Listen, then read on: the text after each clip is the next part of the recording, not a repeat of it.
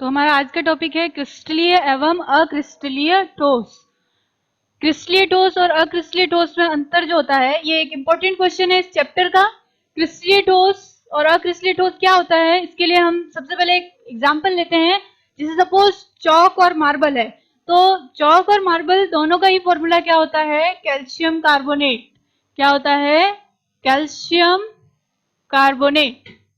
तो अगर हम बात करें चौक की, तो वो एक अक्रिस्टलीय ठोस है, जबकि मार्बल क्या है, एक क्रिस्टलीय ठोस है।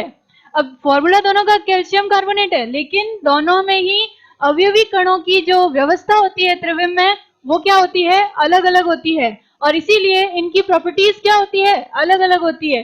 अब प्रॉपर्टीज कैसे डिफरेंस है, आप देखेंगे चौक को तो अगर आप तोड़े तो वो इजीली टूट जाती है, लेकिन अगर आप मार्बल यानी संगमरमर को तोड़ने की कोशिश करेंगे तो वो इजीली नहीं टूटता है। ये क्रिस्टलीय ठोस है, जबकि ये क्या है, एक अक्रिस्टलीय ठोस है। ठीक है, क्रिस्टलीय ठोस और अक्रिस्टलीय ठोस, सबसे पहले आपको इसकी डेफिनेशन आनी चाहिए।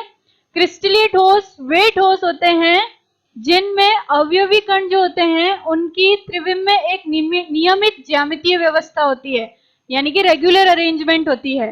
जबकि अक्रिस्टलीय ठोस में जो अवयवी कण होते हैं उनकी क्रिस्टल में एक नियमित ज्यामितीय व्यवस्था नहीं होती है, तो उसे हम क्या कहते हैं, अक्रिस्टलीय ठोस कहते हैं। तो डेफिनेशन समझ में आ गई होगी, इसका रेगुलर अरेंजमेंट होता है जबकि इसका रेगुलर अरेंजमेंट नहीं होता है। तो हम क्या लिख सकते हैं, नियमित ज्यामितीय व्यवस्था, जबकि इसकी कैसी होती है, अनियमित ज्यामितीय व्यवस्था। अवयवी कणों की अनियमित ज्यामितीय व्यवस्था। दूसरा है क्रिस्टलीय ठोस जो होते हैं ये दीर्घपरासी होते हैं।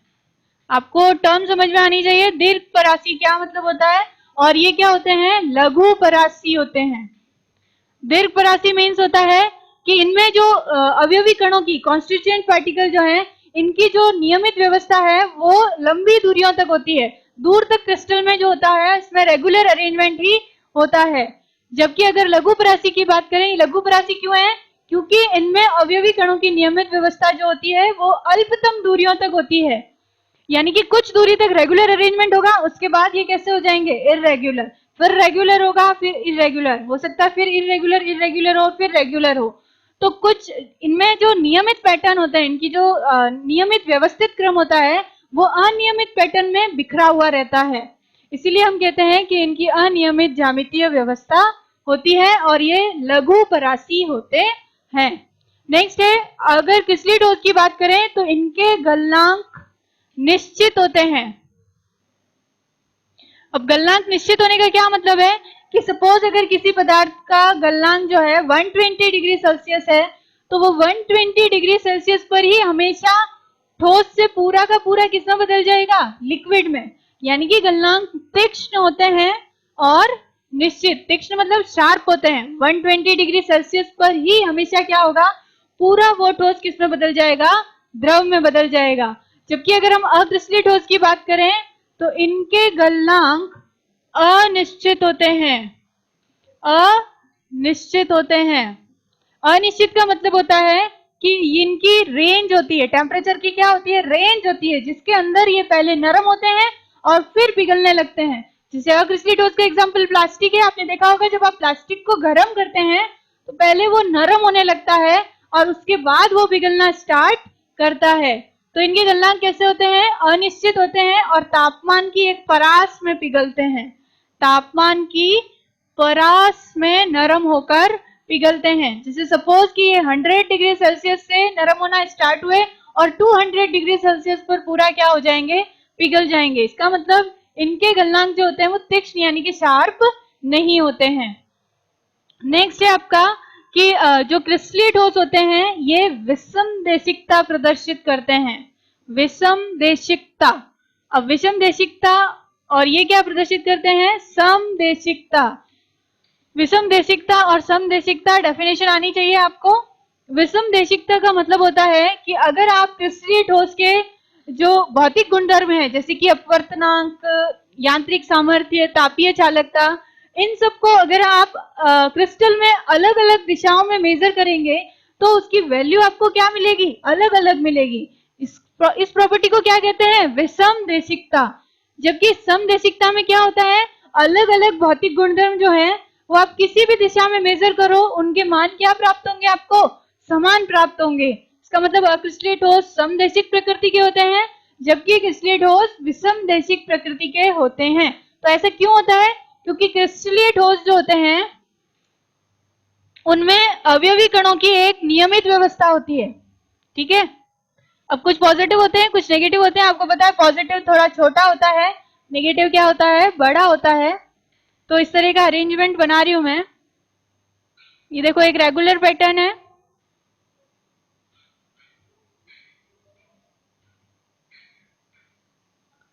अब इनमें समदेशिक प्रकृति क्यों पाई जाती है। देखो अगर आप किसी भौतिक गुणधर्म को इस डायरेक्शन से मेजर करो तो यहां देखो इस डायरेक्शन में ऊपर सारे क्या है, पॉजिटिव चार्ज, नीचे क्या है, नेगेटिव चार्ज। लेकिन अगर आप इस किसी प्रॉपर्टी को इस डायरेक्शन से मेजर करो, इस डायरेक्शन से, तो यहां पर आपको क्या मिलेंगे, यहाँ देखो सारे ही क्या मिल रहे हैं, इधर नेगेटिव और इधर क्या मिल रहे हैं, पॉजिटिव। तो यहाँ पर क्या है, जो क्रिस्टल है अवयवी कणों की व्यवस्था है वो अलग अलग डायरेक्शन में क्या होती है, अलग अलग होती है। और इसीलिए हमें भौतिक गुणधर्म की वैल्यू जो होती है वो क्या प्राप्त होती है, अलग अलग प्राप्त होती है। ये देखो इस डायरेक्शन में देखो तो आपको इधर क्या मिल रहा है, एक पॉजिटिव एक नेगेटिव, एक पॉजिटिव एक नेगेटिव।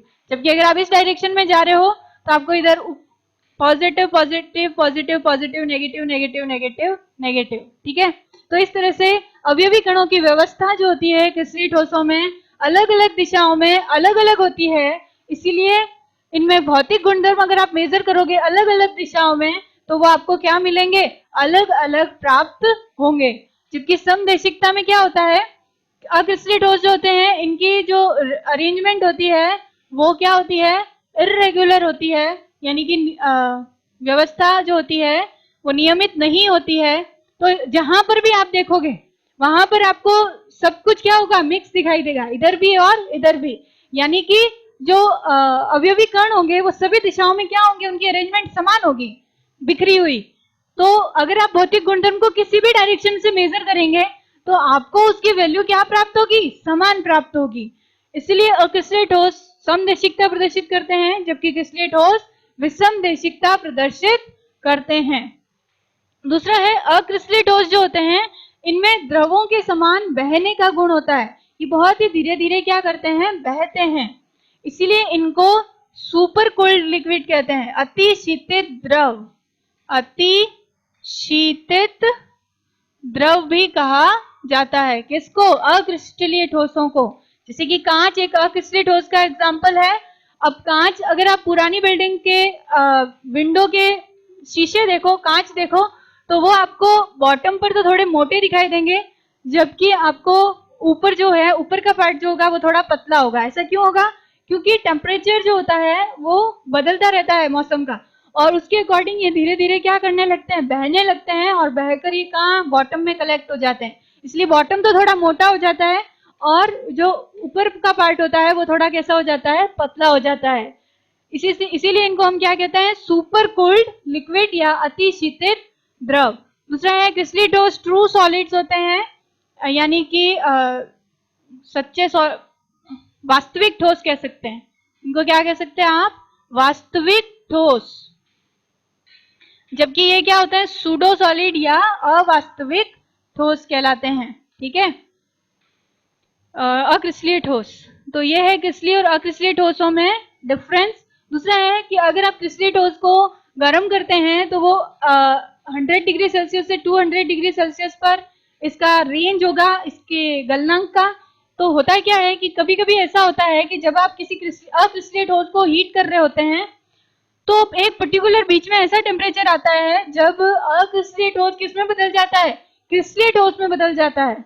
और इसी कारण, यही कारण है कि हमें कभी कभी मिरर्स जो होते हैं कांच, उनमें धुंधलापन आ जाता है। ठीक है, तो ये है क्रिस्टलीय और अक्रिस्टलीय ठोस में।